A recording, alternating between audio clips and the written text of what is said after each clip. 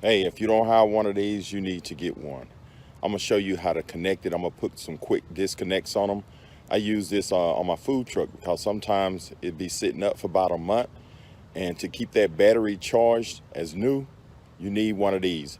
And I'm gonna show you how to connect it. I'm gonna put me a quick disconnect because I'm gonna put one on my truck so that I can use it on my 2007 Toyota Tundra because I don't drive it that much and I need that battery to stay charged. As you can see, you look down the road, you see the neighbor there with his hood up. If he would have had one of these chargers, he wouldn't be having that problem. So stay tuned, here we go. Okay, I got a couple of these and I'm gonna just show you what's in the box. And I'm gonna put quick disconnects on because it's a whole lot easier and you don't have to worry about those connectors or those cables falling off and arcing anywhere. But you see this little plug right here, you can buy these at AutoZone. I bought these two for $2.99. And you can just cut them in half. And I'm gonna show you how to do it. And they are insulated. And that's a good price. I was surprised they had these at AutoZone. And if you want to buy any of this stuff, just look in the description below. So I'm gonna take this charger out, and this is a cheap charger. And what you want to do is make sure it says battery charger and maintainer.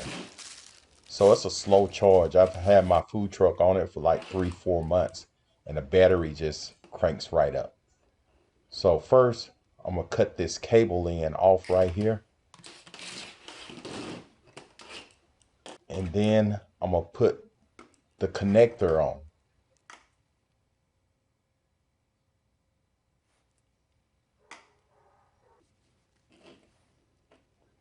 And then what you wanna do is strip all your wiring and put connectors on it. You see I'm gonna cut this cable. You see I didn't cut it right in the middle because the longer part I'm gonna put it on my battery. And the smaller part I'm gonna connect it to my cables.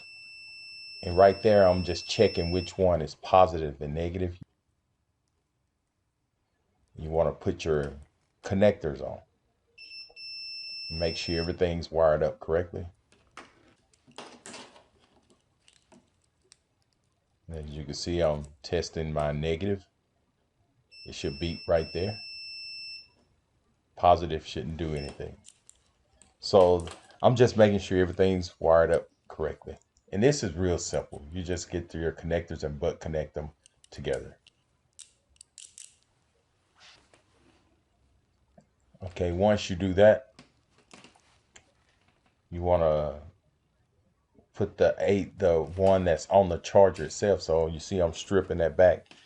And this is the harder one. I'm gonna show you with your voltmeter, you want to turn your voltmeter on DC.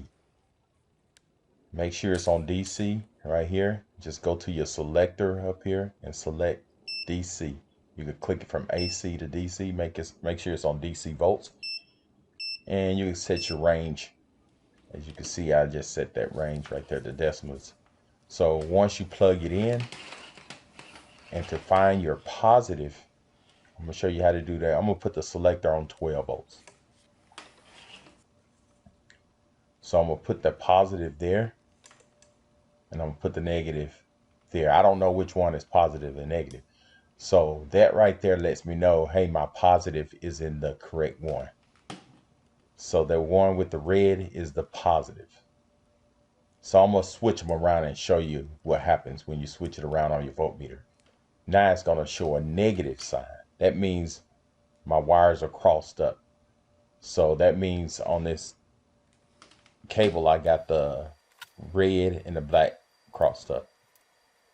So now I know which one is positive and negative. I just butt connect them together. And you can see now I got that quick disconnect on, and I'm gonna check it once more and make sure I'm getting continuity and make sure the voltage is correct.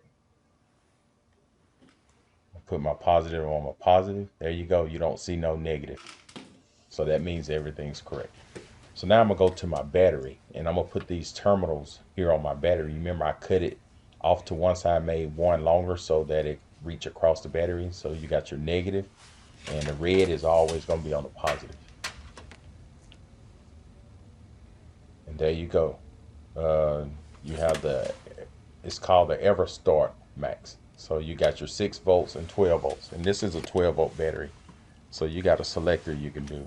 So now what you want to do is connect your positive and negative. If you just connecting with the terminals, make sure you put your positive on first. But I put quick disconnects on here, so I won't have to worry about messing with those cables. So now what you want to do is go ahead and connect it. You see it's well insulated. Once you connect it, locate the charger far away as you can and plug in your AC. Now you got your AC plugged in, and it should start blinking green. So now it's slowly charging. The LED will continue to blink. When it's fully charged, it will show a solid green. It will stop blinking. And if this video helps, subscribe to my channel. And thank you, and have a great day.